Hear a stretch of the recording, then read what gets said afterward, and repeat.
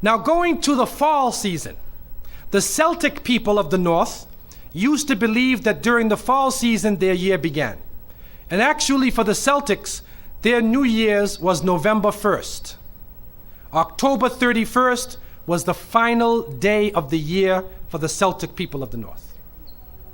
And that day was called the day of Samhain.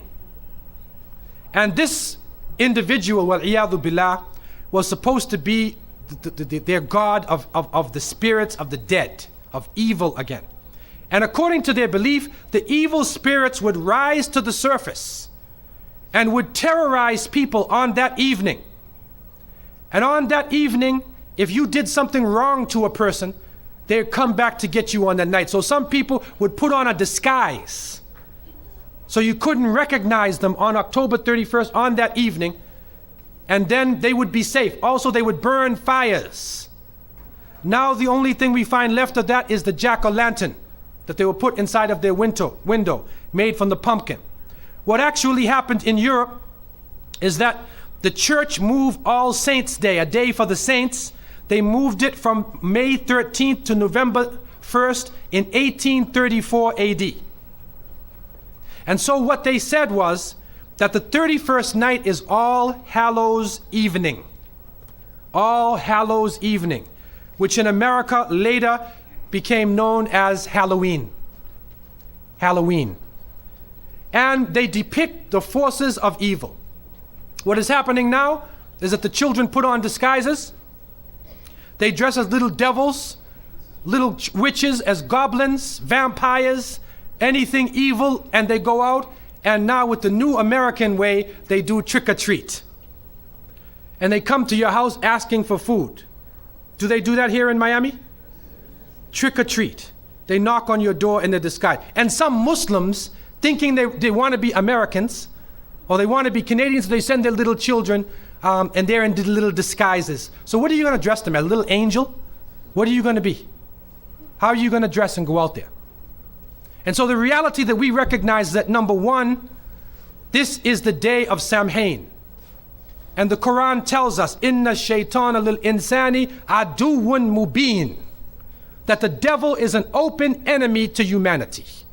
There is no compromise with the devil. And so we don't play around and disguise ourselves as little devils, little shayateen. We do not disguise ourselves as this, because it is an open enemy to the people of monotheism. Also, there are a number of other aspects. What is happening now, as you may know in America, is that there is a new church coming about, which is called the Church of Satan. Wal-iyadhu billah. And in the 60s in San Francisco, the church was initiated. And right now in the American army, if you are Jewish and you die, they bring you a rabbi. If you're a Muslim, they'll bring you an imam.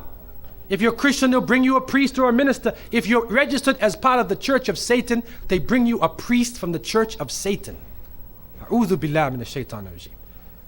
And he is performing these rites and rituals, calling on the devil to accept his initiate. And so this is growing in this society. And they actually did a couple movies. They did this Rosemary's Baby. Right? They also, The Exorcist. And a number of movies they did to frighten people with evil. That you will be so afraid of evil, and they show the priests as bumbling idiots, falling down over their feet, can't do anything, running away from the devil. And the devil is a businessman in his suits. And he has the power of lightning and everything. So even though the devil dies in the end, you end up being more afraid of the devil than anything else.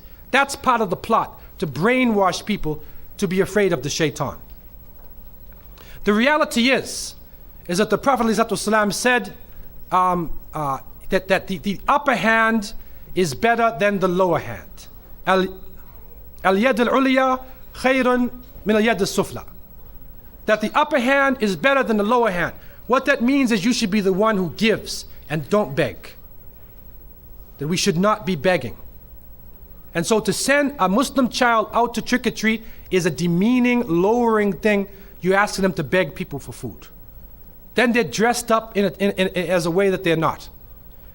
Then when the candies and things come in the bag, how do you know what it is they actually gave you?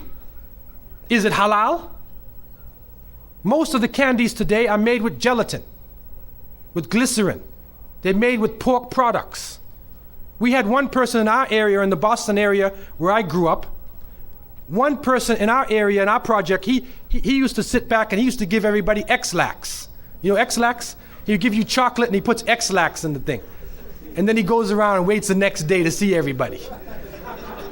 So they can do anything to you, man. You have no control over the situation. You have no control.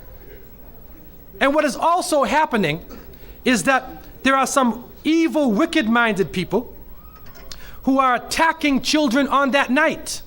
I don't know about Miami, but in Canada now, they openly say on the television, do not send your children trick-or-treating by themselves. Do not go in darkened streets. Move as a group. Don't go to a house that you don't know the people on the inside. And there are literally groups of Satanists who are capturing children and they're performing a rite, sacrificing the child on that evening of Samhain, supposedly to get more spiritual power. It's happening right now. And so from so many angles, Muslims should have nothing to do with Halloween. And if your children are in school, go to the teacher. Go to the teacher and make it clear to the teacher, we do not involve our children in these ceremonies. Even the Jehovah's Witnesses will go to the teacher and tell them, take my child out of Halloween. They don't even believe in that. Take my child even out of your Christmas. They're not involved in that. What can happen during these occasions, if you want them to draw pictures of pumpkins or, fall plants, okay. But we don't want to be involved in these confused rituals that are giving signals from many different angles.